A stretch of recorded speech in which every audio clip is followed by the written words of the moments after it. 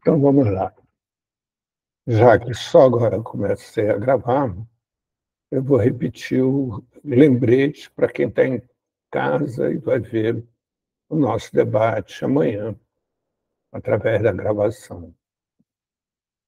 Como eu sempre digo, isso daqui é um espaço de construção de conhecimento. E, para tal, é fundamental a presença de todos, de tal maneira que a gente troque informações, troque conhecimentos e construa novos pensamentos. A proposta de trabalho de hoje é a gente pensar juntos, iniciar, na realidade, um pensar juntos sobre o que tem a ver guerra às drogas, comunidades terapêuticas e Parque dos Ratos. Bem, tudo isso, eu entendo que primeiro é necessário a gente poder olhar para a guerra às drogas, um termo cada vez menos usado, um termo que se tenta fazer esquecer, dado o seu desgaste, dada essa política que se mostrou completamente ineficaz. A gente olhando para trás, a gente vai descobrir que primeira metade do século XX foi marcada por grandes movimentos sociais. Primeiro, logo no início do século, surge a Revolução Comunista na Rússia, que faz algo que até ali era impensado: colocar a população com voz ativa e efetiva. Antes disso, só Napoleão Bonaparte tinha conseguido, de alguma forma, ameaçar os, as elites. Mas isso caminha à frente até chegar à Revolução Russa, quando efetivamente a elite é retirada do poder à força. Logo depois surge a Primeira Guerra Mundial. Junto com isso, paralelo a isso, né, a Revolução Chinesa, a Revolução Cultural, e começa a ganhar corpo na região asiática um movimento que vem a ser chamado de comunismo. Né? Comunismo origina-se da palavra comum. Então, comunismo quer dizer que o que é comum, né, vai pertencer a todos. É o comum que começa a se sobrepor aos demais. Até ali não existia o comum. Tudo pertencia aos reis, imperadores, à elite. A partir dali, não. A pretensão é que o povo governasse. Com a Primeira Guerra Mundial, a violência eclode, junto com a violência, a tecnologia também é superada, e é ponto de desenvolvermos os aviões, armamentos, medicamentos.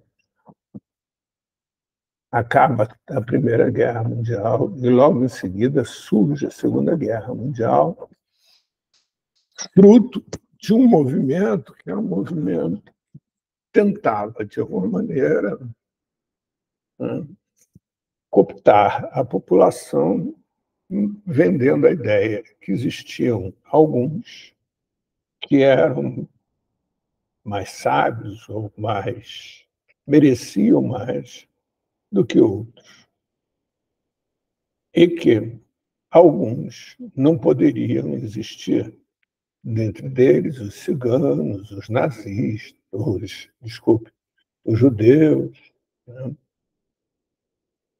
os homossexuais. E daí eclode a Segunda Guerra Mundial. A Segunda Guerra Mundial é essa que leva à beira de, efetivamente, das armas de grande potência de destruição serem estruturadas, que vem a ser o avião a jato, os mísseis, e a bomba atômica, por fim. Acaba a Segunda Guerra Mundial e a comunidade internacional fica completamente aturdida, porque até ali existia uma dinâmica social que era não dar muita atenção a movimentos populares que pudessem estar acontecendo. Eles eram olhados de canto de olho, como se não tivessem muito significado.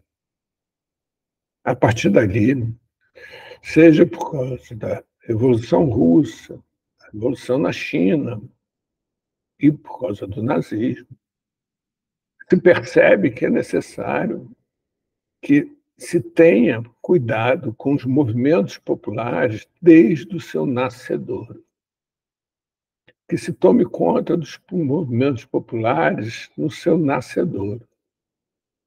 E, com isso, ao se tomar conta desses movimentos, se fique atento para aqueles movimentos que interessassem as elites, e aí estimulasse o surgimento deles, e os que não interessassem as elites, encontrasse meios de se terminar com eles. Surge como uma grande e no rastro da violência a ONU, aparentemente com a esperança de poder pacificar o mundo. Mas também surgem diversos braços da ONU com a intenção de mapear esses movimentos que pudessem estar surgindo, para, através desses movimentos, poder controlar, saber o que fazer antes que eles nos ameaçassem. Alguém quer se manifestar? Alguém tem alguma coisa para se colocar? Não? Então, e aí vão surgindo os braços da ONU, como Unicef, Unesco, obviamente travestidos, né, de um interesse social esse que seria manifestado através de financiar movimentos sociais. Obviamente, só financiando aqueles que interessassem as elites. Os que não os interessassem não seriam vigiados. Mas, junto com isso, as grandes empresas se juntam e formam uma instituição chamada a Trilateral, que são empresas dos Estados Unidos, da Europa e do Japão, que vão se juntar e fazer reuniões periódicas para discutir quais movimentos sociais devem ser estimulados e quais movimentos sociais não devem ser estimulados. Esse livro, Trilateral, ele está à venda. E depois eu posto a capa deles lá no nosso grupo, para quem quiser comprar. Ele é muito bom. Bem, e aí, com o movimento trilateral, com o movimento, não, com a organização da trilateral, um aspecto estava resolvido. Mas começa a surgir um outro aspecto que cada vez é mais perigoso.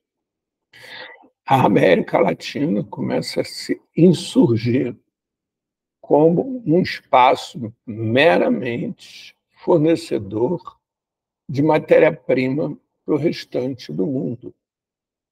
A América Latina quer deixar de estar numa posição subalterna em relação aos demais e deseja efetivamente ter uma independência.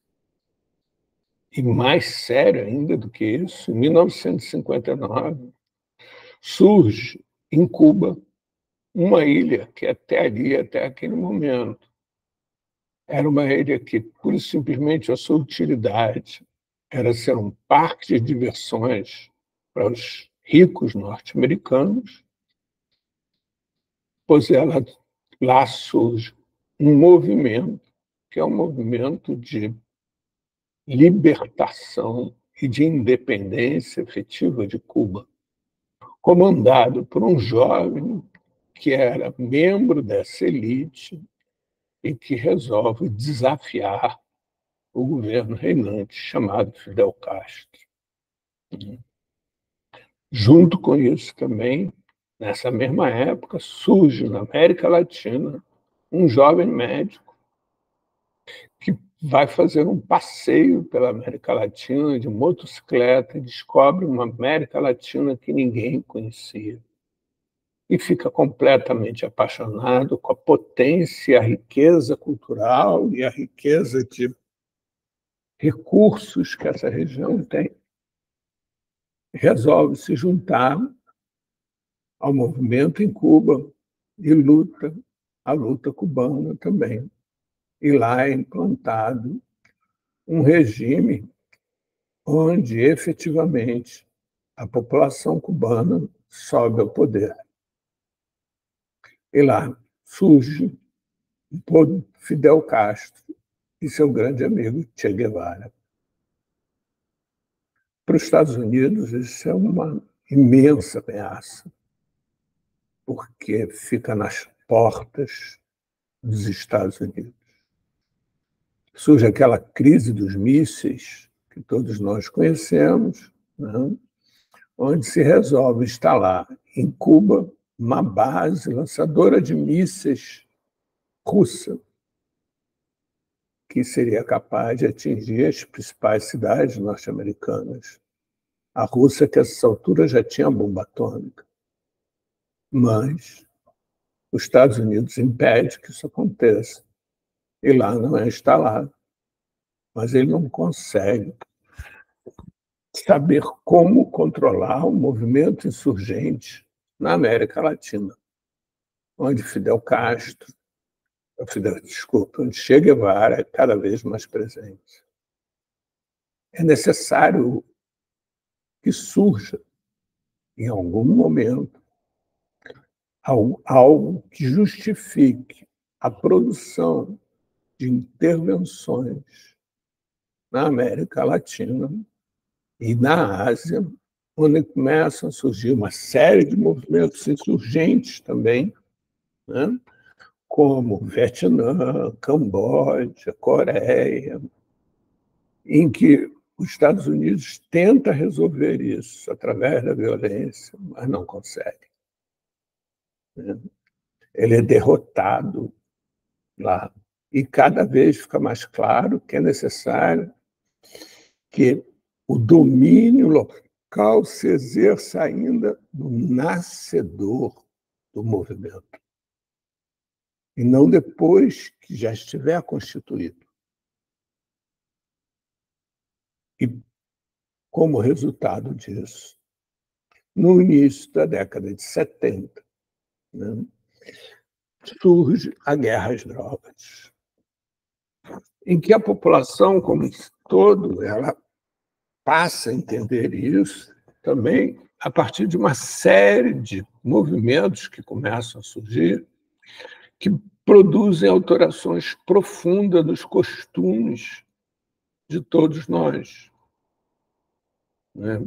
Como, por exemplo, o festival de Woodstock, onde cerca de 500 mil pessoas se reúnem pacificamente, usando drogas e praticando sexo livre, o que naquelas alturas era impensável. Os Beatles, que surgem com rock, com cabelos longos, desafiando todos os costumes da época, desafiando toda a tradição que existia na época, e principalmente a cultura norte-americana. País esse que já tinha se consolidado como uma liderança mundial. Porque durante a Segunda Guerra Mundial, como todos nós sabemos, ele, por estar num continente à parte, ele não sofreu efeitos diretos da própria guerra. E, além disso, também, todo o ouro que garantia os tesouros das nações europeias haviam sido transferidos para a Inglaterra. A Inglaterra tinha ficado como responsável por guardar toda a riqueza das nações em guerra. Só que a Inglaterra começa a ser ameaçada também por Hitler. E esse ouro é transferido para os Estados Unidos. E aí os Estados Unidos passam a ter em seu território a maior reserva de ouro do mundo. E, além disso, ele vai participar da guerra, e, através da participação dele na guerra, os aliados conseguem vencer a guerra. E ele recebe a liderança militar com as armas desenvolvidas durante a guerra e a liderança econômica, devido a essa enorme reserva de ouro que tinha. A moeda norte-americana passa a ser a moeda internacional de referência comercial. Então, quando o Brasil fosse comprar petróleo da Arábia, ele compra em dólar. Assim como o milho brasileiro é cotado em dólar. E, a partir daí, como o início da década de 60, produzindo todas essas mudanças que vinham produzindo, é necessário, urgente, que se elaborem, que se criem algo mais, que explique para todos que aqueles movimentos de mudanças de hábitos, de cultura, são mudanças produzidas não por espontânea vontade dos jovens, mas porque os jovens estão sofrendo uma influência deletéria de algo externo à cultura deles. E aí, junto com isso, algo que justifique a intervenção violenta nessas regiões onde as populações já não mais queriam seguir as ordens dos colonizadores. Então, se estabelece que existem substâncias que produzem efeito de dependência nos organismos dos indivíduos. Que essa dependência é de tal ordem que o indivíduo ele perde o controle sobre o seu desejo e passa a agir automaticamente a partir da necessidade do consumo daquela substância. E daí surge o termo dependência química. Dependência química quer dizer que quem consuma aquela droga passa a ser, né, dependente químico da droga, porque o nosso organismo, para operar, ele passa a necessitar daquela droga.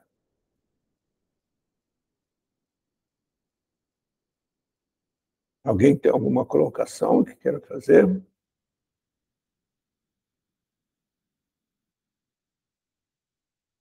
Eu vou repetir para vocês alguma coisa que eu costumo falar aqui.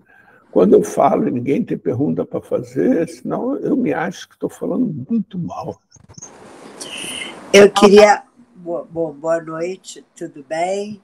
Boa noite. Então, eu queria fazer Eu fiquei com uma pergunta semana passada, não sei se seria agora que eu poderia fazer a pergunta. A hora que você quiser. Então, na semana passada, você colocou para a gente fazer uma reflexão. Eu fiz a semana inteira e não encontrei resposta. Em relação à questão do plantio de substâncias psicoativas para o uso farmacêutico ou para o uso sei lá, usa recreativo, não sei se é esse o nome. Como que é feito essa, essa divisão? Que eu fiquei pensando, como é que pode ser? Como que a indústria farmacêutica compra essa matéria-prima para fabricar uma droga? Pois é, né, Edna?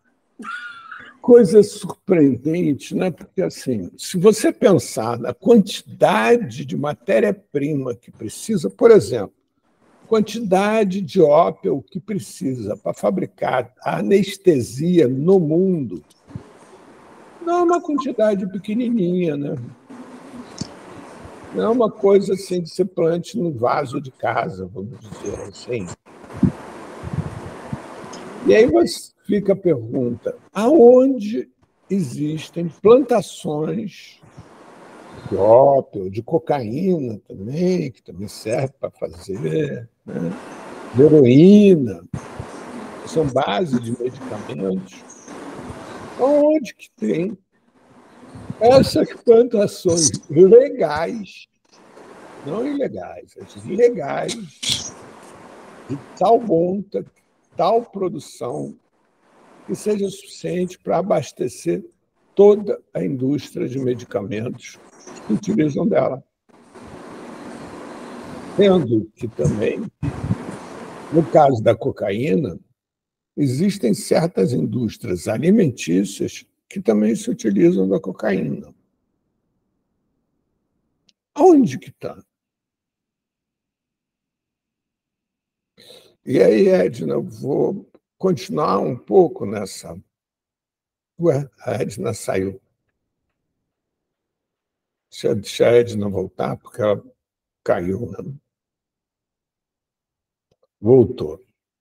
Então, Edna, como eu estava dizendo, não é só na indústria farmacêutica, porque na indústria alimentícia, alguns ramos se utilizam de cocaína também, e seus derivados, né? E aí mas vamos deixar isso para a gente ir pensando junto nesse caminhar que nós estamos fazendo, que é um caminhar de pensando quais eram as condições sociais, que mundo se vivia, aonde se vivia, o que proporcionou, né, o surgimento de uma ideologia tão forte a ponto de convencer a todos, inclusive os cientistas, né, aqueles que deveriam ser responsáveis por determinar o que é efetivamente verdadeiro e o que não é efetivamente verdadeiro, né, de que as substâncias causam dependência química nos indivíduos. E o mais interessante disso tudo, que paralelamente a todo esse trabalho, casualmente, um jovem psicólogo recém-formado numa universidade no Canadá, chamado Simon Fraser, audacioso como todo jovem, percebe que tudo que nós sabíamos era oriundo, tudo que nós sabíamos, desculpe, a respeito do uso de substâncias psicoativas, eram oriundos de experiências feitas com ratos. E aí, ratos esses que são isolados em gaiolas, né, sob uma justificativa de que essas, ao isolá-los, o impedem de ter qualquer outro tipo de influência, só teriam aquela influência ali, de tal maneira que pudesse saber efetivamente qual a influência da droga no indivíduo. É isso aqui, olha. Eu vou expor a vocês de que nós estamos falando.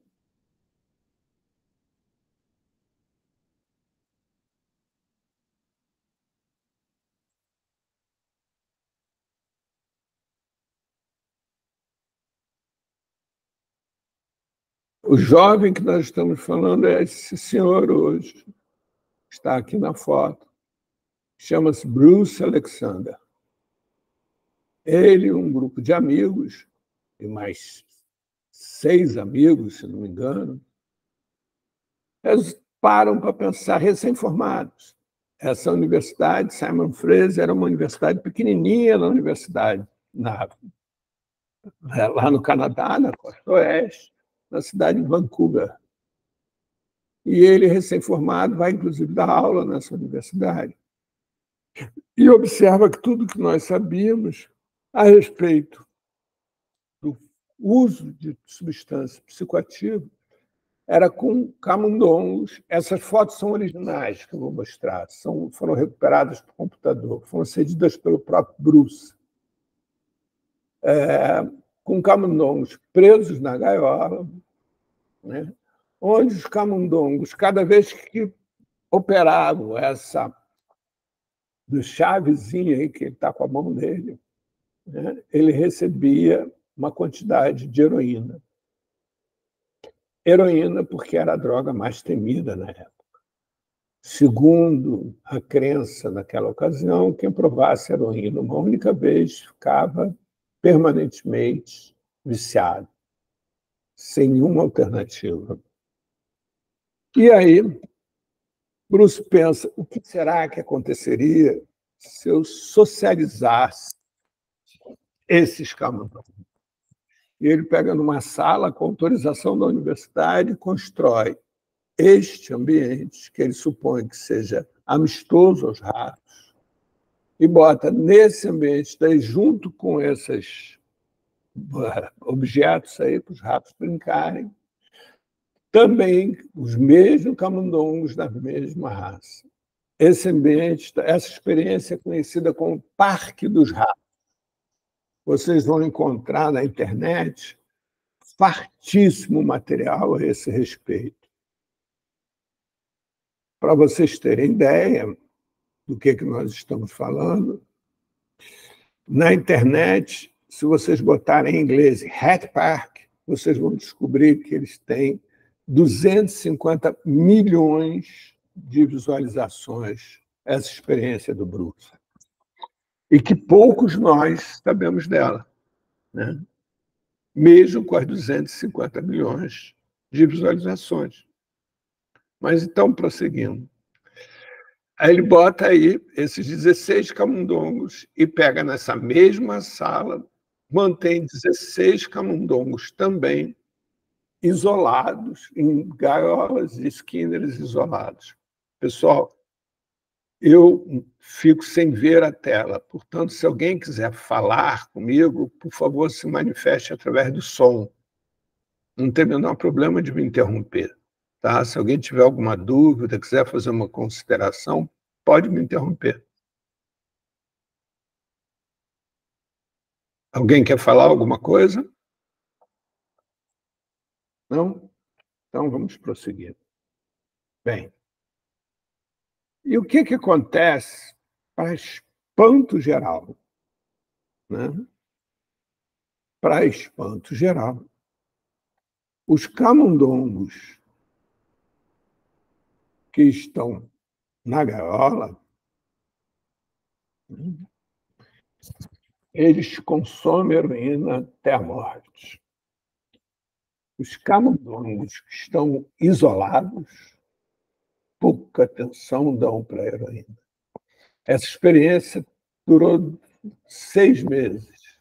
Ela foi levada a cabo durante 6 meses. Então, os camundongos socializados ali no Parque dos Ratos, pouca atenção dão à heroína. Bruce, de início, achou que o problema todo era porque a heroína é muito amargo.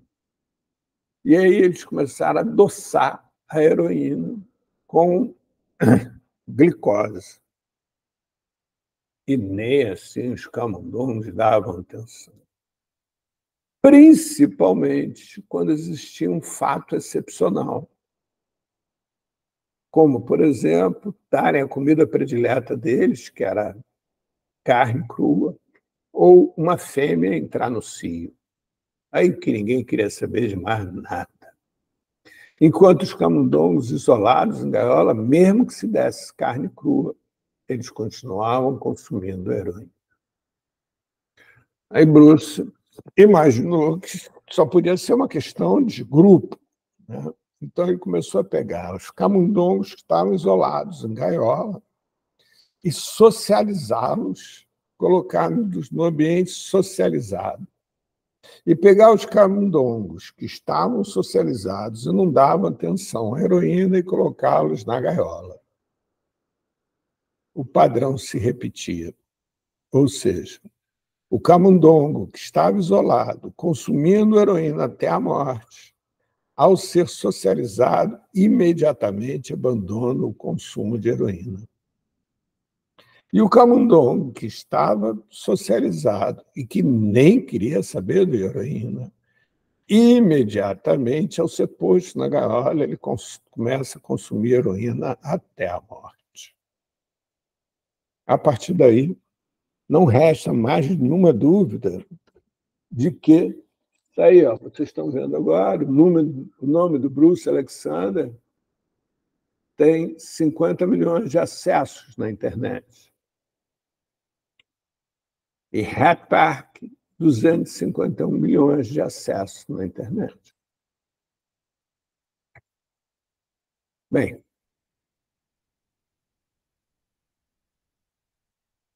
mas ali fica evidente que se tinha uma relação direta entre o consumo de substância de heroína e o isolamento social. Qual era essa relação? Ninguém sabia. Se essa relação acontecia só com camundongos, menos ainda se sabia também. Afinal de contas, o que estava acontecendo ali era algo totalmente novo. Paralelamente a isso, acontecia a Guerra do Vietnã.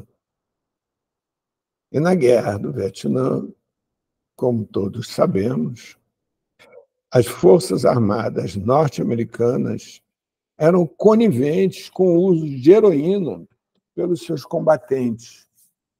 A grande maioria tinha muito medo de entrar nas florestas do Vietnã e Camboja para combater, e, ao mesmo tempo, também discordava daquele assassinato em massa que era feito. Então, eles liberavam o uso de heroína.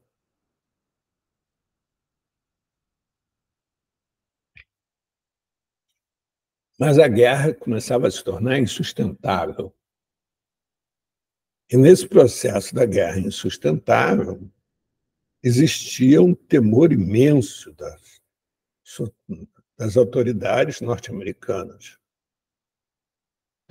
E, com o fim da guerra, estariam retornando para os Estados Unidos em torno de 300 mil pessoas, ex-combatentes e, portanto, heróis de guerra, viciados em heroína, porque quem provava heroína uma vez ficava permanentemente viciado. O retorno dessas pessoas para os Estados Unidos causaria um caos na sociedade norte-americana, porque o retorno dessas pessoas para os Estados Unidos implicava no aumento de consumo de heroína. O aumento de consumo de heroína implicava o tráfico. O tráfico, aumento da criminalidade. O que fazer? Né? Como fazer? Ao mesmo tempo, essas pessoas eram heróis de guerra. Não podiam ser presas, até porque se tornaria um escândalo mundial oficializar que as Forças Armadas norte-americanas eram coniventes com o uso de heroína pelos seus combatentes no Vietnã, e, pior ainda, que isso não impediu em nada deles manusearem armas, aviões, navios, tanques de guerra, e etc, etc, etc. Isso desmoralizaria e acabaria com toda a guerra às drogas. E o que faz isso tudo? O governo norte-americano, a guerra acaba. Essas pessoas retornam para os Estados Unidos e, como a história conta, não houve nenhum caos. A sociedade norte-americana continuou funcionando como sempre. E aí o governo norte-americano, intrigado com isso, pega 100 mil fichas, é um número intencional, de 100 mil ex-combatentes que haviam se declarado espontaneamente usuários de heroína e faz contato com cada um deles, querendo saber o que tinha acontecido. Bruce Alexander coordena um grupo desses, de pessoas, de pesquisadores. E eles descobrem, pura e simplesmente, que 87,3% dessas pessoas que tinham chegado do Vietnã como usuárias de heroína, pura e simplesmente, ao chegar em casa, não tiveram nenhuma vontade de usar heroína. Nenhuma. Pura e simplesmente, não queriam mais saber de heroína. Desde 12,3% das pessoas, eu não me lembro agora o número exato, né? Mas 8,3% deles, em torno de 8,3% deles, pede auxílio a profissionais e consegue abandonar o uso da heroína. E 4% restantes não abandonam o uso da heroína, seja porque não quiseram continuar como entretenimento, seja porque não conseguiram. E aí surge Richard Nixon com a guerra às drogas e proíbe que sejam divulgadas quaisquer informações a respeito dessa pesquisa ou do Parque dos Ratos de Bruce Alexander.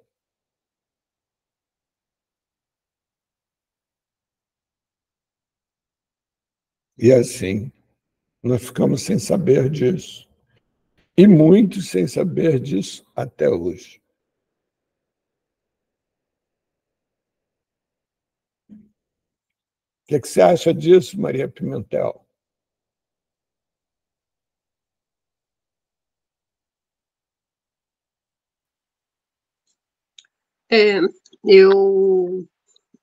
Sua fala, né, Paulo, vai dando para a gente essa dimensão de como que esse consenso em relação às drogas ele é construído, né?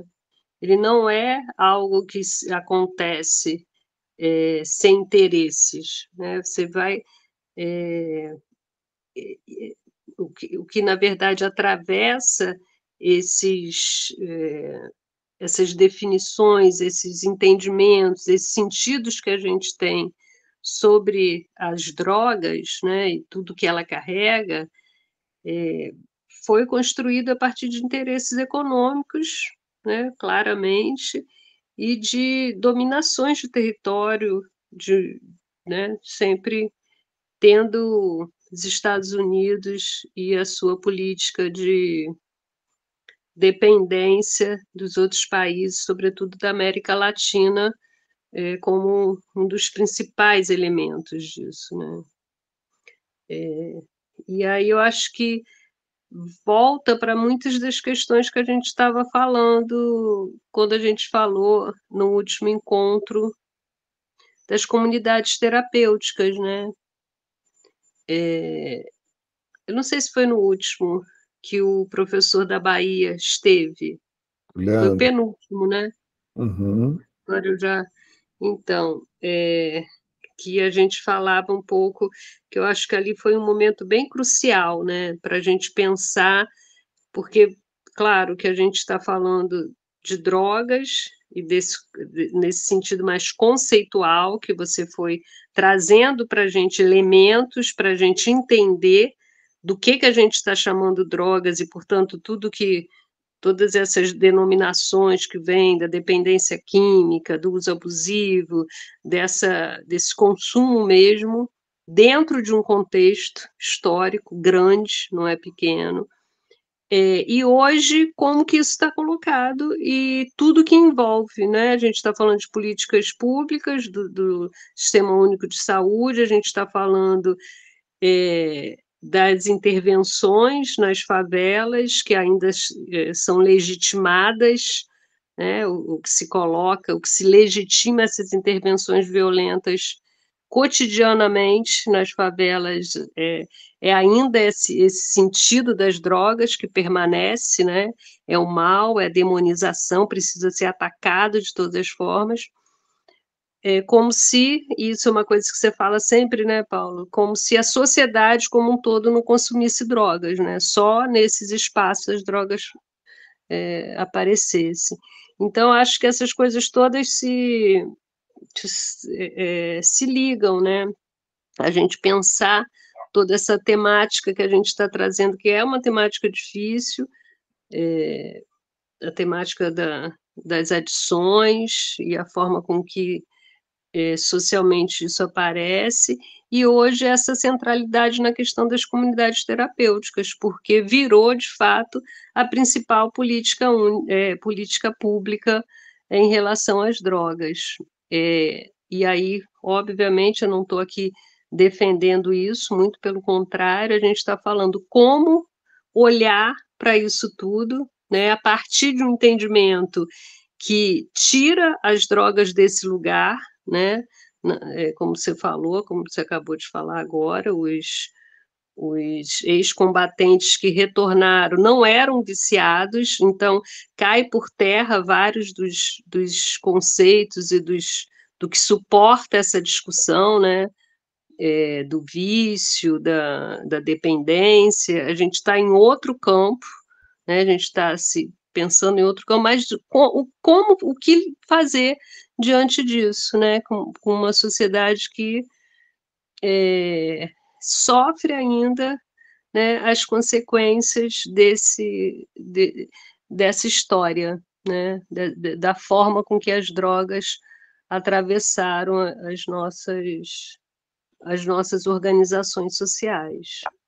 Mas eu acho que quando você traz, ajuda muito a gente entender, a gente sair disso, né? Não é fácil sair desse consenso. Ele foi tão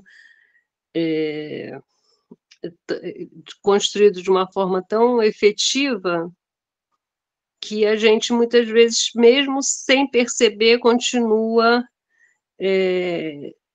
com essas ideias, né? Trabalhando com essas ideias sobre as drogas e sobre adições e sobre tudo isso que a gente vem falando. Então, como desconstruir isso, como ir para um outro campo para que a gente pense tudo que a gente está falando a partir de um outro lugar, né, que é entender as drogas, entender esse conceito de drogas a partir de outras referências. Certo. E Acabei. você, Edna Gurgel? Você que está lá na ponta, no CAPS, como é que é? Pois é, hoje eu tive uma recaída em relação aos conceitos. Depois que eu falei, eu, na mesma hora, repensei o que tinha falado e tentei consertar com os alunos. Quando eu disse da desconstrução dessa ideia de violência, periculosidade da pessoa portadora de transtorno psíquico, e aí eu terminei, não me matem, tá? Por favor. Eu terminei de dizer assim, não, mas geralmente quando eles têm esse comportamento, eles usaram drogas associadas ao transtorno psiquiátrico, ao sofrimento psíquico. Depois eu falei, olha, desconsiderem essa minha frase, está totalmente errada, né? Então, eles estão vivendo um momento de dificuldade, um momento de desafio, que é uma crise, né? A gente, né, entende que a fase aguda, né, do sofrimento psíquico é por conta da crise, e aí, de repente, eles precisam expressar esse sofrimento de alguma maneira, né, e não estão conseguindo verbalizar, e às vezes tem algumas atitudes raras, por sinal, e que não são da noite para o dia, né?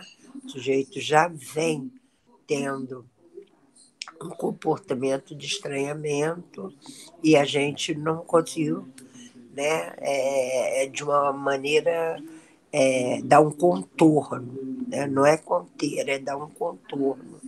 Então não tem nada a ver com essa coisa de droga que eu falei, tá? Mas como é para você, que trabalha lá na ponta, Edna, né? Lá dentro do CAPS, com as pessoas, famílias, pacientes, amigos, crianças, começar a perceber que tudo isso que foi construído à nossa volta, em termos de ligados a substâncias psicoativas, e aí sejam drogas legais ou ilegais, tem como único interesse beneficiar uma elite. O Paulo, até bem pouco tempo atrás, essa questão que o Paulo Amarante trata tanto, a questão da medicalização excessiva, etc., essa discussão não existia, né, Paulo? Nós temos a mesma idade e a gente sabe que não existia. Era chegar, prescrever e ponto final, e continua tendo delírio, alucinação, e aumenta a prescrição e ponto final. Quer dizer, a gente trabalha, nós somos um CAPS, não CAPS-AD. É claro que muitos não muitos não, mas alguns os nossos usuários, eles fazem uso, né, nocivo de Todos algum eles tipo de fazem uso. substância, né? Não, Todos eles ilegal. fazem uso. Ilegal. Ilegal. Entendi. Você Ilegal. separa legal da ilegal. Legal. Junta os dois, né? Junta o legal com o ilegal, né? E aí alguns a gente consegue dar um certo contorno no CAPS, né? Outros vêm até do CAPS-AD, porque tem uma comorbidade, desenvolve algum transtorno psiquiátrico, mas a gente trabalha em rede, né? Então, o nosso foco maior, né, é no sofrimento psíquico. Né? Então, a gente entende que esse uso da substância ilícita muitas vezes acontece até por conta do sofrimento psíquico mesmo, né? Dessa exclusão, dessa exclusão, dessa valia, da falta do trabalho. Mas, Edna, se não existe dependência química para cocaína, não vai existir dependência química para xilocaína.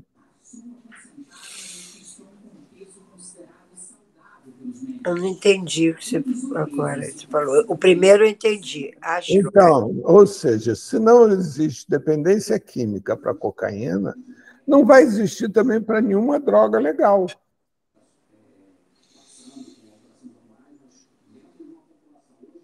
Sabe aqueles remédios tarjas pretas? Uhum. É tudo mentira. No que diz respeito a causar dependência.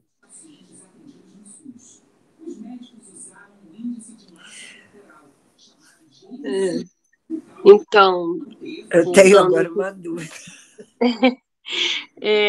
Pegando aí também, entrando um pouco nisso, né, Edna, que você fala assim, eu falei, e eu acabei de falar e falei, desconsiderem. Por que isso? Não é fácil a gente se despedir dessas ideias todas que a gente adquiriu, né? Esse lugar que colocaram as drogas, ele é muito potente, né? Ele se reafirma o tempo todo na sociedade. Então, Maria, é assim. Maria, eu vou propor uma coisa por. Não, estou adorando. É só uma coisa que parece ser semântica, e eu vou propor a gente não usar mais a palavra droga, usar a palavra as substâncias psicoativas. Porque drogas são todos os fármacos. Não, é só para a gente ver o que isso opera na gente. Né? Nem para ver o que opera, não precisa entrar em muita elucubração, não. É só para ver o que opera na gente. A gente, nós 11 que estamos aqui, pensarmos não mais no termo droga, mas substâncias psicoativas. Vocês sabem, por exemplo, vou dar um exemplo. Qual é o estado do ser humano onde ele provoca maior transtorno nele? A fome. Não existe nenhum outro estado que o ser humano fique tão transtornado quanto perante a fome. Mas você não acha, Paulo, que a gente não falar essa palavra droga, tá mesmo a gente pode pensar que é similar o que a gente não fala loucura e louco? Não, mas eu não estou querendo entrar eu nisso, acho que não. É carregado de preconceito. Sim, mas o que eu estou querendo dizer... E, assim, não tenho preconceito. Mas, Edna, o que eu estou querendo te dizer é só para a gente ver como opera na gente mesmo.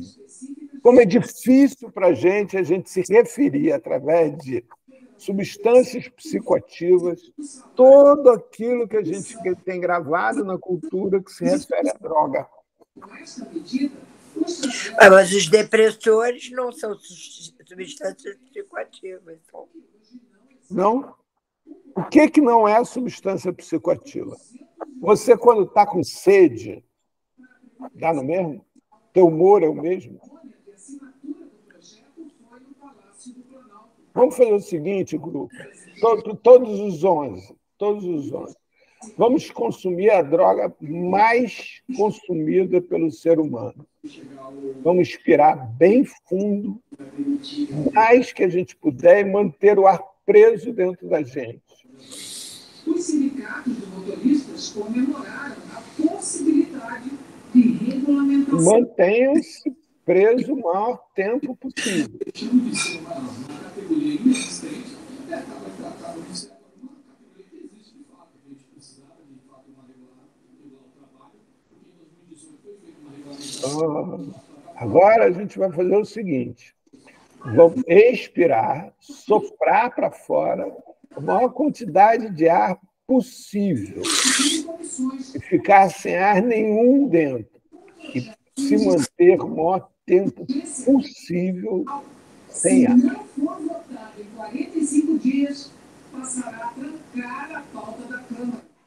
Eu preciso fazer uma correção. Agora, vou reportagem sobre o relatório do PCI a respeito dos certificados de armas para os CAPs. Nós identificamos na tela do nosso entrevistado Roberto Uchoa como integrante do Fórum Brasileiro de Armas. Mas não é correto do ONU, Fórum Brasileiro de Segurança. A seguir, a ONU encontra evidências de violência sexual do Hamas nos ataques de outubro. A Suprema Corte Americana retira um obstáculo para a candidatura. Deu para perceberem? Vocês sofrem alteração de humor com a ausência do ar ou com o excesso do ar? O Dia do Consumidor do Mercado Livre chegou chegando. Substâncias psicoativas. Se elas alteram o humor, elas se tornam substâncias psicoativas, gente. Por que só meia dúzia de substâncias foram eleitas? Vou dar um exemplo para vocês. Um outro exemplo. Vocês sabem, agora acabou de sair uma pesquisa, inclusive publicada nos jornais, etc. Qual é das substâncias psicoativas que mais faz mal à formação do feto?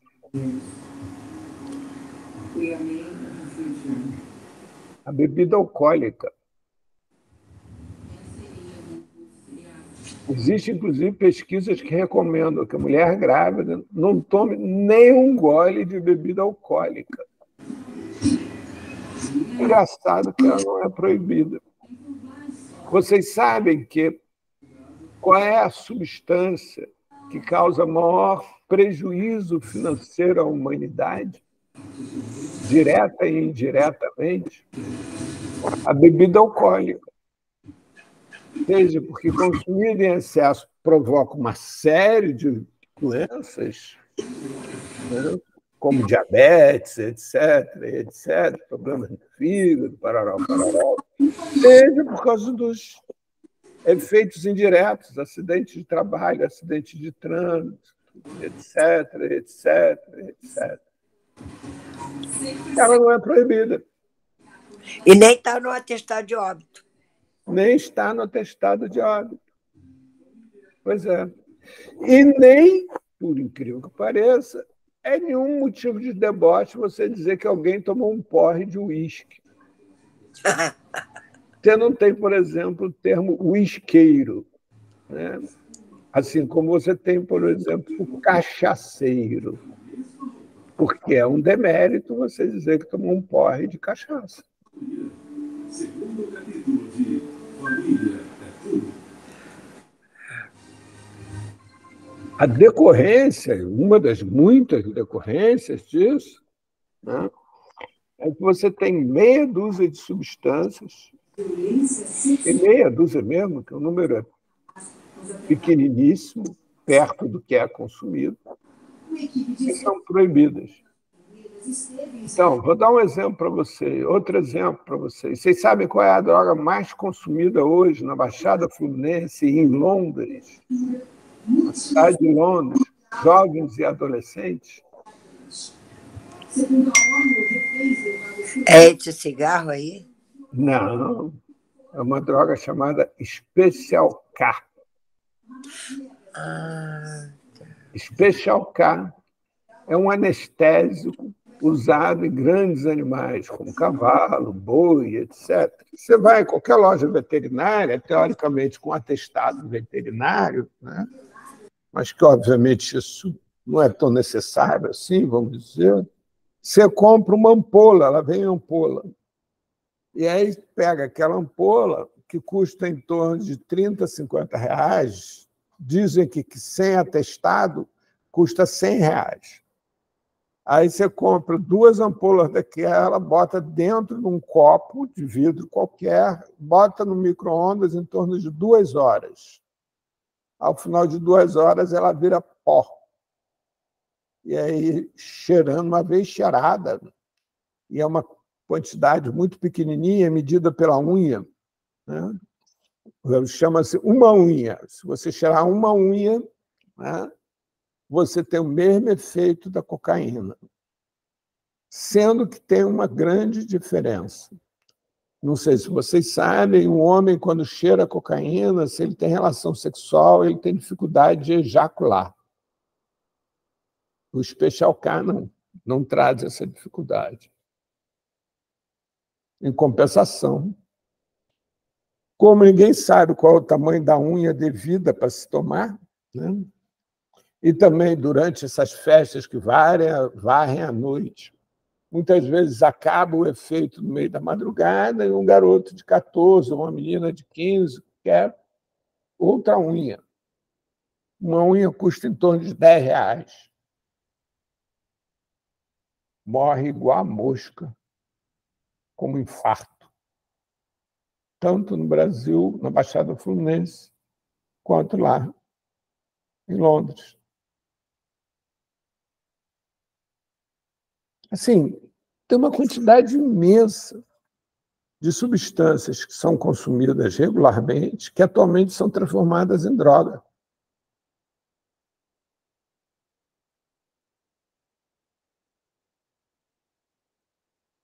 Não existe nenhum tipo, porque é proibido. Não existe nenhum tipo de educação preventiva ao uso de droga, que obviamente deveria existir. Então, por exemplo, a cocaína, não sei se vocês sabem, ela é misturada com pó de mármore, que é difícil distinguir.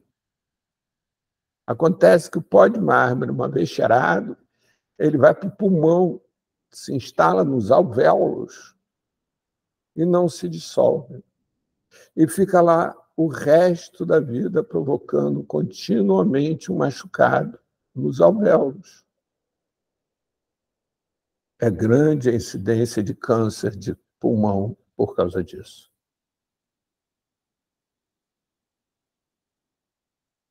Isso posso ficar aqui citando muitos exemplos. A maconha que é fumada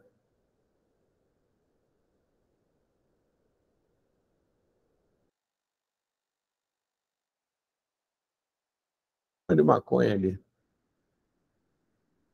Aquilo ali é bosta de boi, secada ao sol, depois esfarelada, que é embebida em substância de crack. E aí fica com a aparência da maconha prensada, que bota-se ali uns galinhos de alguma coisa, e, ao mesmo tempo, dá barato. Sabe por que isso? Pelo seguinte, a maconha, o volume é muito grande e, portanto, é muito caro transportá-la. A bosta de boi pode transportar com facilidade, principalmente ela já seca, e o crack é coisa pequena, é fácil de transportar. Mistura os dois, pronto.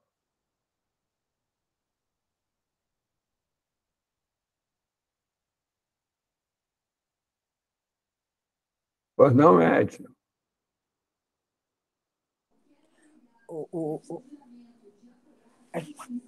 Alguns usuários, né, no raspam o giz, né? Isso. Diz que dá barato. As crianças atualmente brincam na escola, e aí quando eu falo criança em torno de 5 anos, de pegar aquele corretor de escrita, pegar, botar aquilo no papel, esperar secar e depois esfregar para virar pó e cheirar. Também dá barato. Dá uma alergia nos olhos, parece rapé.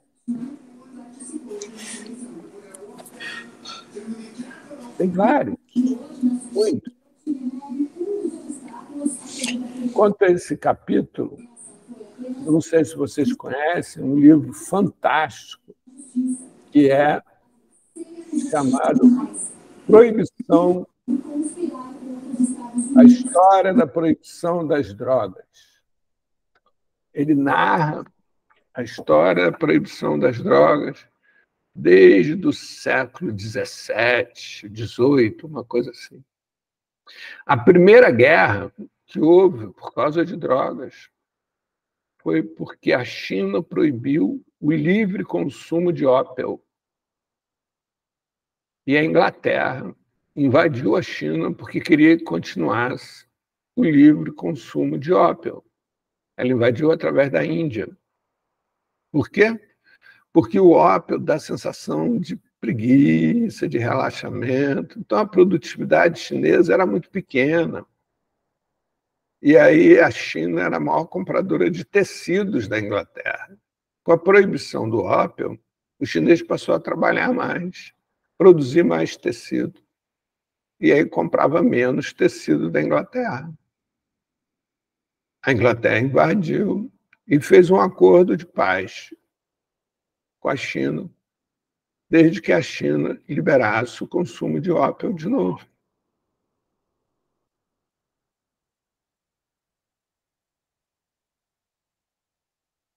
Então, a gente no Brasil, e não só no Brasil, né, é proibido de pesquisar, vou repetir, de pesquisar sobre qualquer substância que está na lista das drogas. O que quer dizer que a gente sequer tem a possibilidade de descobrir medicamentos, de fabricar medicamentos, nada disso. Enquanto que em vários países, né, se pesquisa sobre o uso dessas substâncias, quem descobriu a cocaína como anestesia foi Freud, que passou a descoberta para um amigo dele, que era dentista, e este amigo dele, dentista, patenteou. Mas lá é proibido o consumo, mas não a pesquisa ou o estudo. Em quase todo mundo considerado mundo desenvolvido, Europa, Estados Unidos, né? No Brasil, não. No Brasil é proibido tudo. O Canadá, agora, ele tem uma região central no Canadá, que não faz divisa com os Estados Unidos, que foram liberadas todas as drogas, todas, qualquer droga. Produção, comercialização e consumo de qualquer tipo de droga. Vocês sabem alguma coisa disso? Ninguém. Ninguém sabe disso. Por que será que ninguém sabe disso? Será que ninguém sabe disso porque lá a violência aumentou muito, a miséria aumentou muito, etc, etc, etc. É muito danoso. Será? Você vê, outro exemplo para a gente poder pensar sobre tudo isso, né? Uma das políticas públicas mais recomendadas no mundo, mais elogiadas no mundo, nesse quesito, é a política pública de Portugal. O Portugal, o consumo e o uso, transporte de substâncias até uma determinada quantidade não é crime. Mas a produção e a comercialização são crimes. Veja só que coisa interessante. Aí você vai nas prisões portuguesas. Quem está na prisão portuguesa? Os imigrantes das colônias portuguesas africanas, desempregados, que acabam virando comerciantes de drogas. Está tudo preso. Agora, os portugueses brancos estão soltos, consumindo. Engraçado porque, assim, não existe crime algum em consumir. Quer dizer, deve chover maconha, cocaína, deve chover lá, né? Porque isso pode. É a mesma coisa a pergunta que você fez, Edna. De onde vêm as substâncias que são usadas como matéria-prima para a fabricação de remédios? Cadê? Onde está? Como é que faz?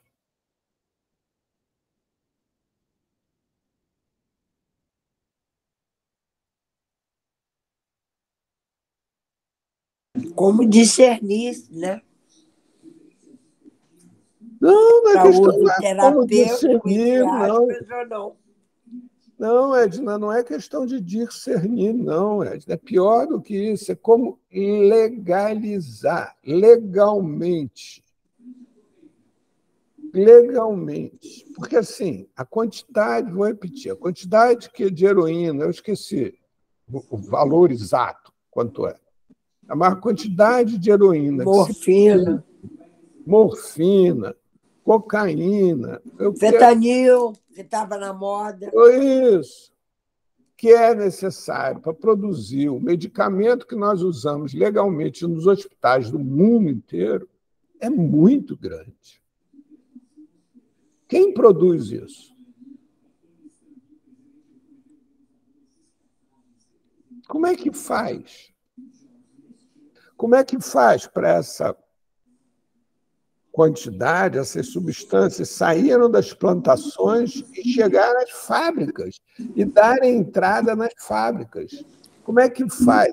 As fábricas de medicamentos pagam a quem?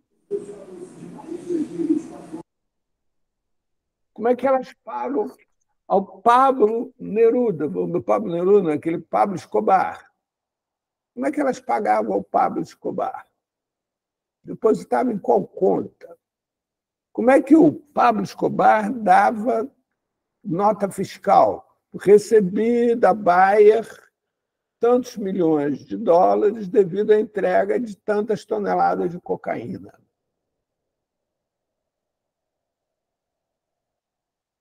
Quer ver? Vamos a um exemplo mais cotidiano, mais suave.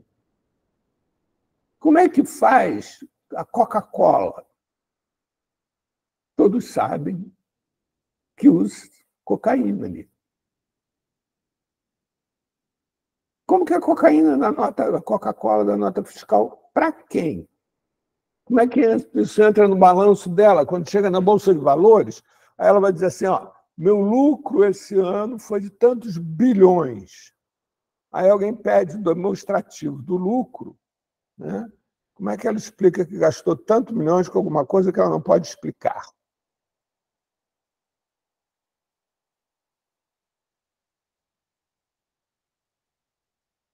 Assim, para não parecer que eu estou sendo exclusivista na minha análise, vamos lá. O que é feito com o lixo atômico das usinas nucleares? Vocês já pararam para se perguntar alguma vez a esse respeito? Alguém, alguma vez na vida, parou para se perguntar? Vai. Uma outra brincadeira para vocês. Né? Vamos lá. Continuar nessa nossa brincadeira. O que é feito com o lixo europeu? Se vê, a Europa, você anda pela Europa, você não aparece nenhum aterro sanitário. Cadê? Alguém sabe o que acontece com aquilo? Alguém tem alguma ideia?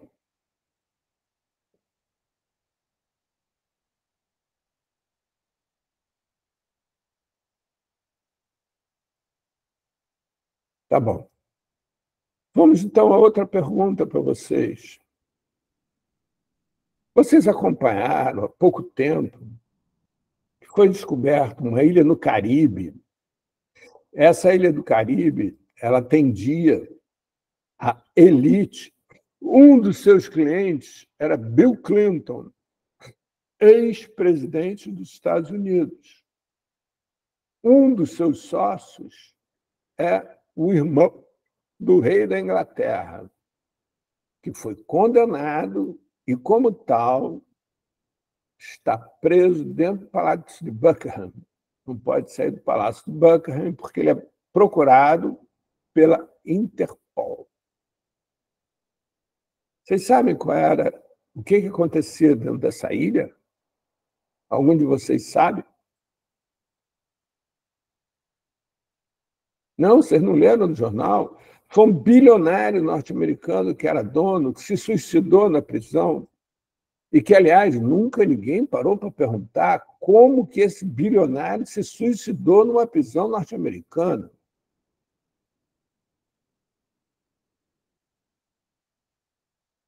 Ninguém tem ideia de como isso aconteceu?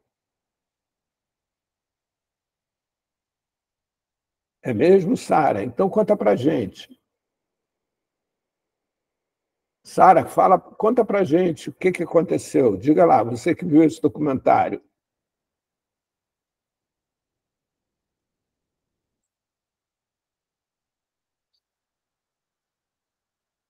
Sara, não quer falar, não?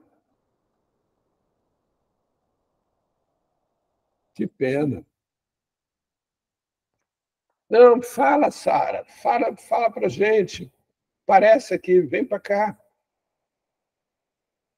Não escreve, não, vem para cá, vem conversar com a gente.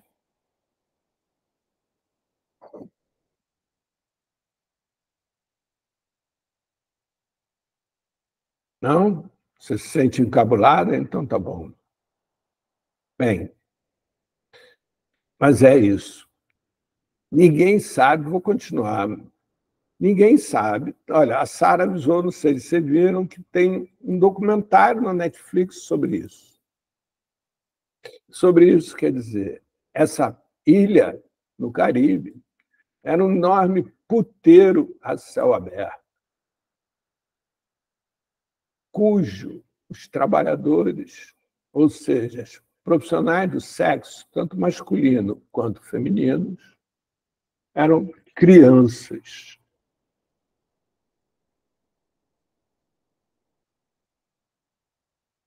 Peguei pesado, né? Tá bom. Vou reduzir um pouco. Como é o nome desse documentário? Pois é, está aí escrito aí. Vou A reduzir. gente tem a versão brasileira da Casas Bahia, né? Já saíram algumas reportagens falando disso. Não sei se alguém aqui também já ouviu. Isso, Bem próximo a isso que você está colocando. isso mesmo, que é do herdeiro da Casa Bahia. Isso mesmo. Está lá. Que também, obviamente, que isso é uma coisa de pouca importância, né? Ninguém fala. Ele já foi, inclusive, condenado. Mas, obviamente, como ele é uma pessoa de boa índole, não está preso. Tem também o irmão do garotinho, ex-governador aqui do estado do Rio, que foi condenado por manter um prostíbulo em Campos, que obviamente ninguém sabia da sua existência, e onde nesse prostíbulo, né, só tinha crianças que eram crianças em situação de rua das cidades vizinhas.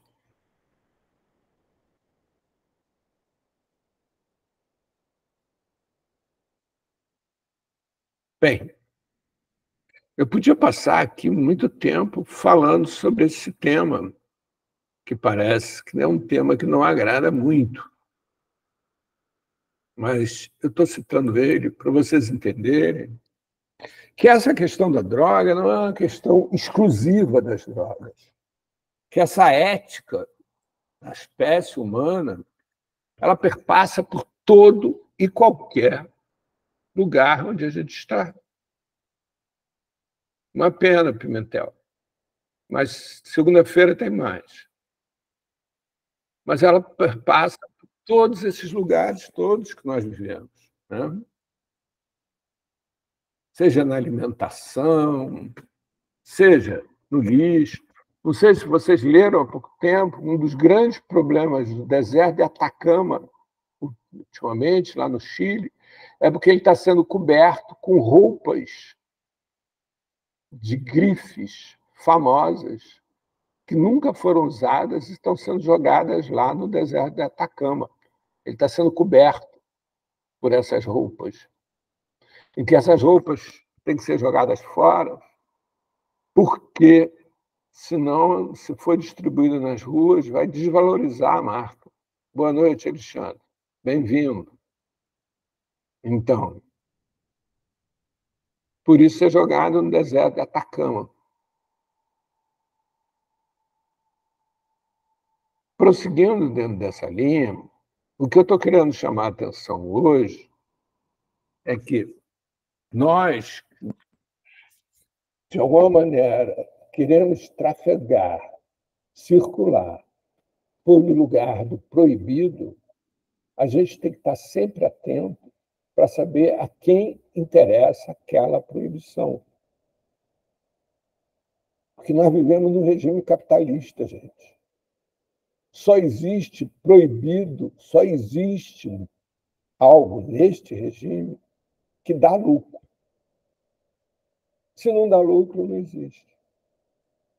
Então, Se as drogas são proibidas, né? Se meia dúzia de substâncias são proibidas, é porque tem alguém ganhando muito mais dinheiro com elas proibidas do que se assim não fosse. Existe uma pesquisa da OEA que demonstra que na cadeia produtiva das substâncias psicoativas proibidas, quem ganha mais dinheiro são os bancos.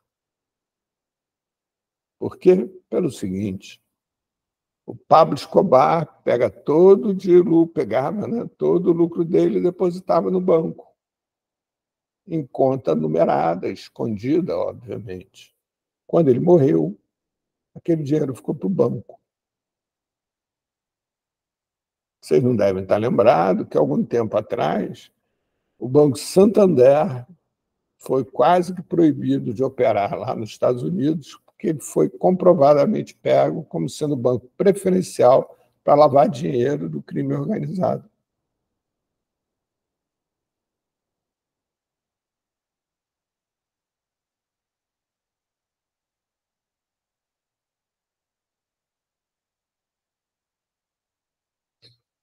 Tem um livro muito legal chamado A História da Proibição das Drogas. Eu sei que eu estou repetindo, mas eu vou repetir de novo. De Henrique Carneiro. Eu vou postar a capa dele lá. Que vai contando essas histórias todas referentes à questão das substâncias psicoativas, lentamente, detalhadamente.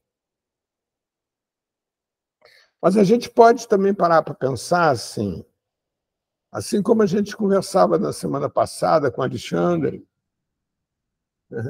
que se as comunidades terapêuticas existem, elas só existem porque as pessoas recorrem a ela, mesmo as ilegais. E, portanto, se o termo dependência química existe e perdura, apesar de todos saberem que não existe dependência química, que se você pegar um pote de pílulas brancas e disser para alguém que ali dentro tem uma substância, são remédios que causam dependência química, e for lá dentro tiver placebos, ninguém vai conseguir distinguir.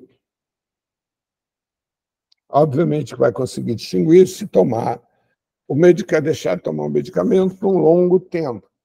E se aquela pessoa efetivamente necessitar daquele medicamento. Mas, se não, ninguém vai conseguir. Ninguém vai ter crise de abstinência porque não está tomando.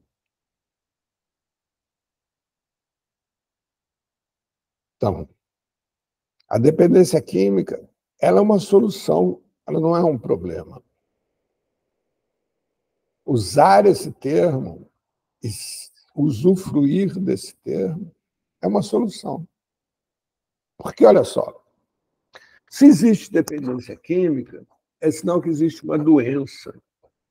Se existe uma doença, é sinal que a família é inocente.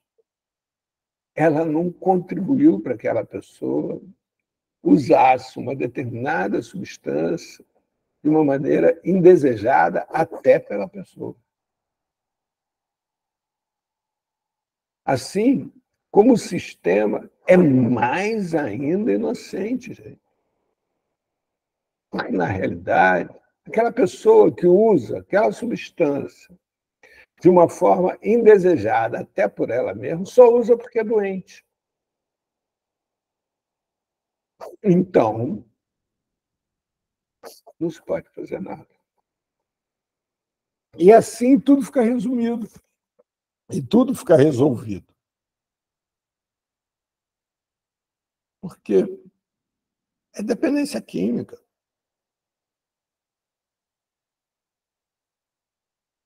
Eu vou dar um exemplo para vocês. Vocês devem saber que eu atendo como psicoterapeuta. E há pouco tempo atrás, eu tinha um cliente que era médico, usuário compulsivo de cocaína.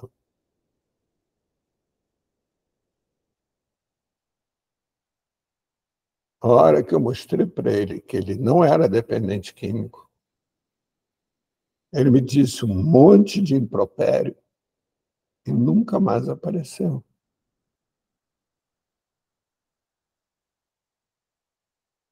Porque como é que ele ia justificar a irresponsabilidade dele sendo médico, sabendo mal que lhe causa usar aquela substância da forma que ele usava, e sabendo que causava mais risco ainda, porque ele, ao usar aquela substância, ele ia atender as pessoas sobre o efeito da substância.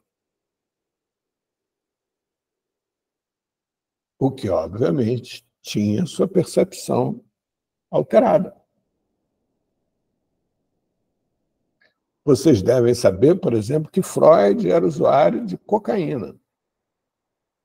Ele, todo dia de manhã, ao acordar, cheirava cocaína.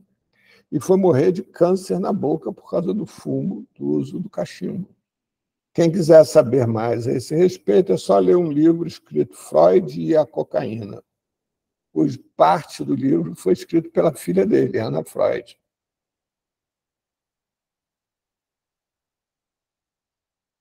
E nem por isso deixou de ser Freud.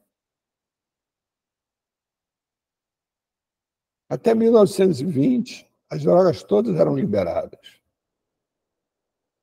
A primeira vez que se proibiu o uso de maconha no Brasil foi por uma lei em 1830, que dizia o seguinte, foi proibido só na cidade do Rio de Janeiro, e dizia o seguinte, fica permanentemente proibido o uso de maconha pelo homem negro, porque o uso da maconha causa preguiça e vontade de fazer sexo, o que diminui a vontade de trabalhar. Já a mulher negra deve ser estimulada a usar a maconha para que ela faça sexo e reproduza. Ao homem branco, cabe à sua consciência decidir. E a mulher branca não deve nunca usar, porque ela não deve fazer sexo além do necessário para a reprodução.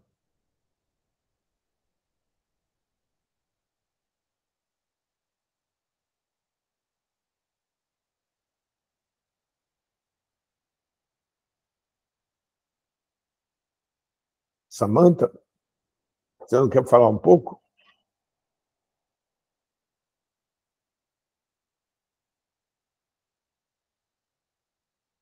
Não?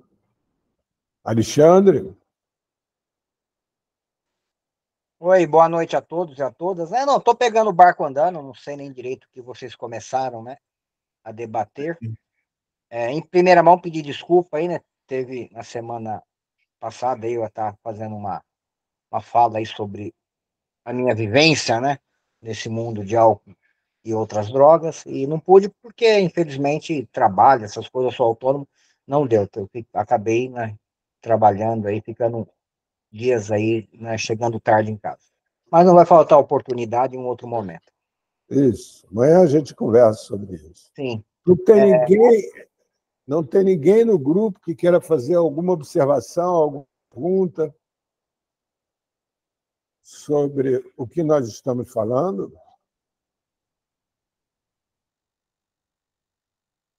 Não? Então, eu queria só relembrar essa questão da substância, porque na nossa adolescência, né, tinham pessoas que eram dependentes de substâncias para colocar no nariz, né?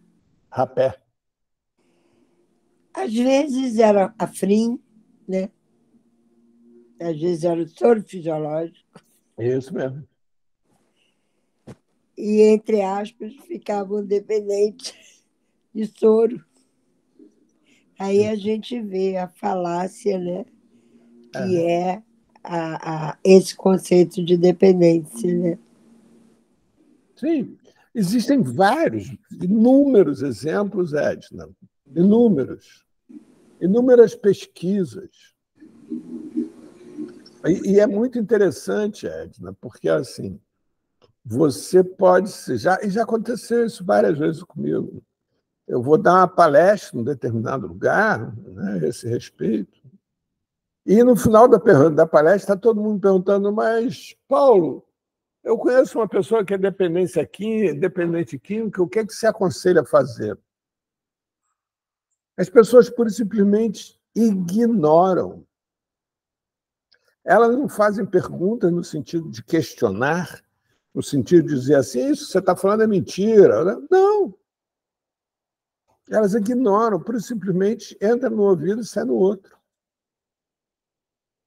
Não é que elas ignorem no sentido arrogante da palavra, não. Ignoram porque não querem saber dessa informação. Elas não querem essa informação.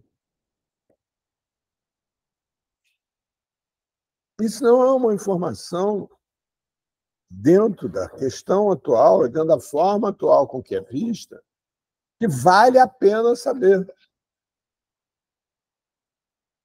Não, não vale. Por que não vale? Porque aí eu passo a ter que assumir a responsabilidade da minha vida.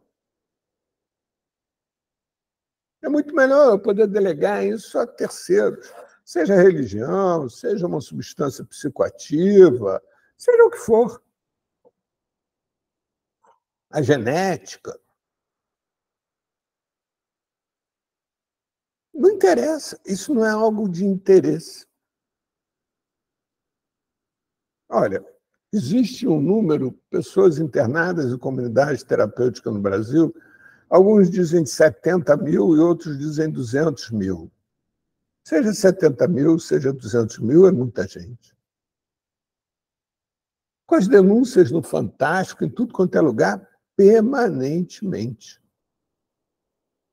Nada disso acontece, muito pelo contrário. Semana passada, por iniciativa de uma pessoa que eu respeito muito, senador Paulo Paim, foi instituído como dia 8 de agosto como Dia Nacional das Comunidades Terapêuticas.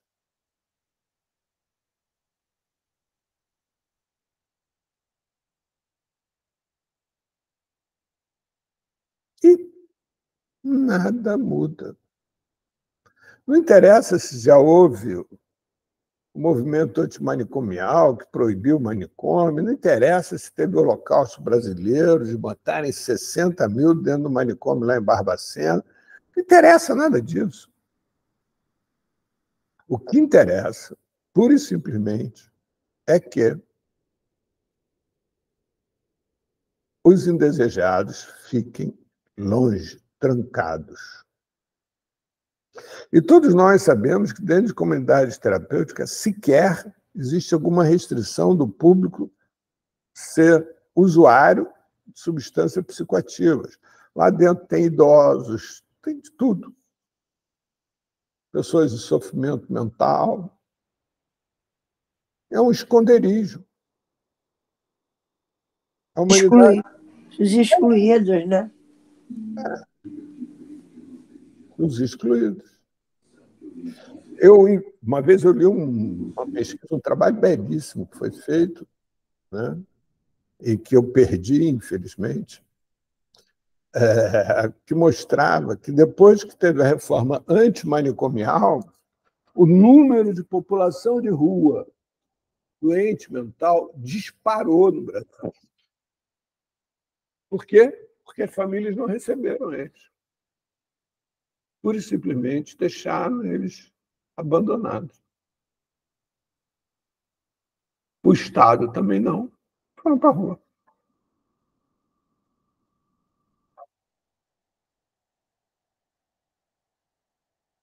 Então, a gente está chegando ao fim. Esse foi apenas a introdução desse tema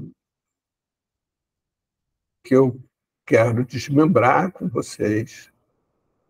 E aí, como eu disse para vocês, a partir do mês que vem, nós vamos começar um ciclo diferente no Observatório, nos nossos debates, que é priorizar determinados temas de acordo com a segunda-feira do mês. Essa primeira segunda-feira deve ser ocupada por Emerson Merri.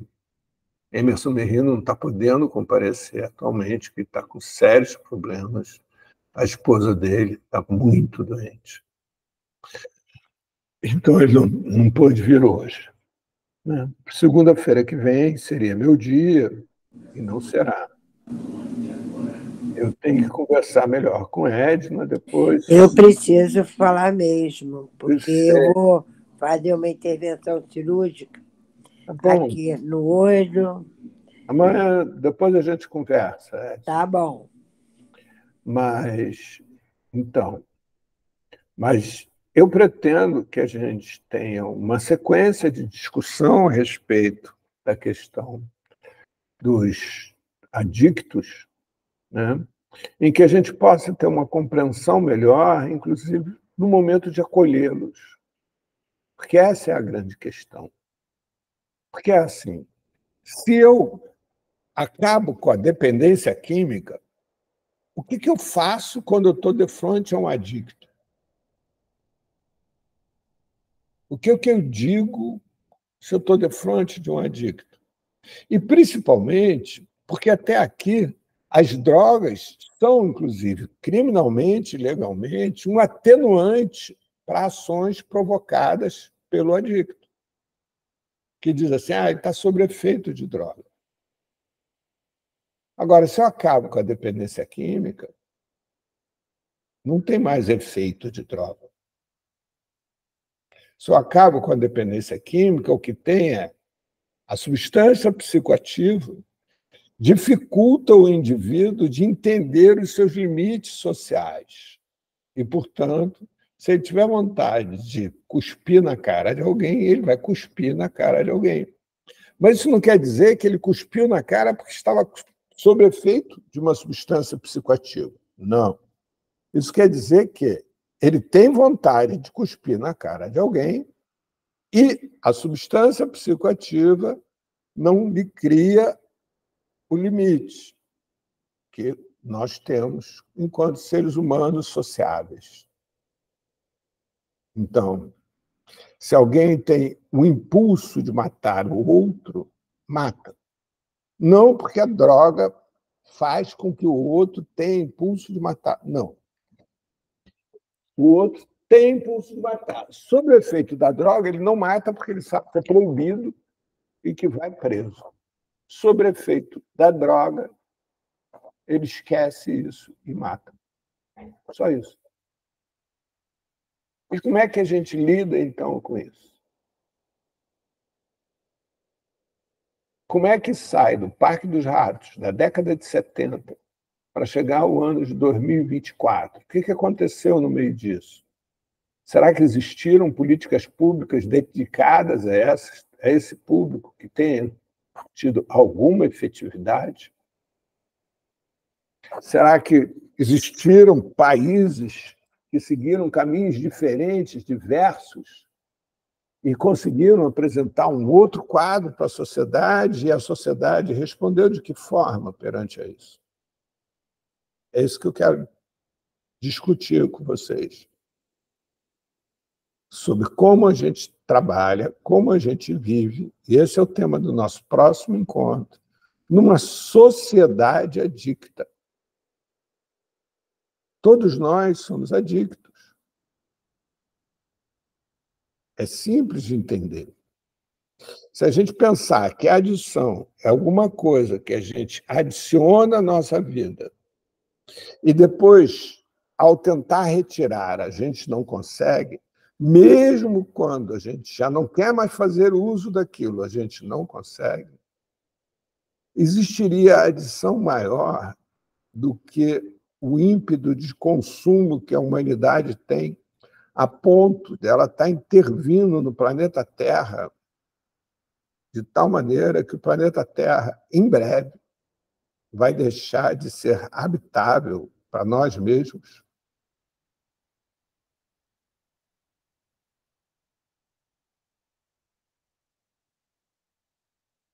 Uma boa coisa para vocês perguntarem, se perguntarem. Até segunda-feira que vem, pessoal. Alguém tem mais alguma coisa que queira falar? Eu queria só dizer assim, para fechar, que essa representação social que nós temos do usuário de substâncias psicoativas, ela é muito potente. Ela é muito potente.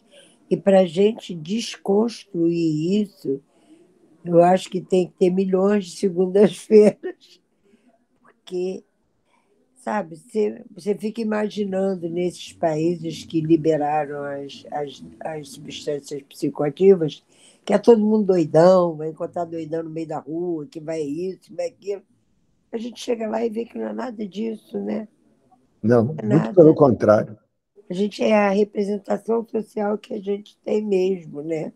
É. Assim como o louco é violento, que Uhum, rasga dinheiro, essa coisa toda aqui. isso. É muito forte. Né? Então, boa Então, noite, Ana Lúcia. boa Boa noite, noite, tudo pessoal. de bom. Até Até semana que segunda-feira vem. que vem. Obrigada. Beijo geral. Tchau. Tchau.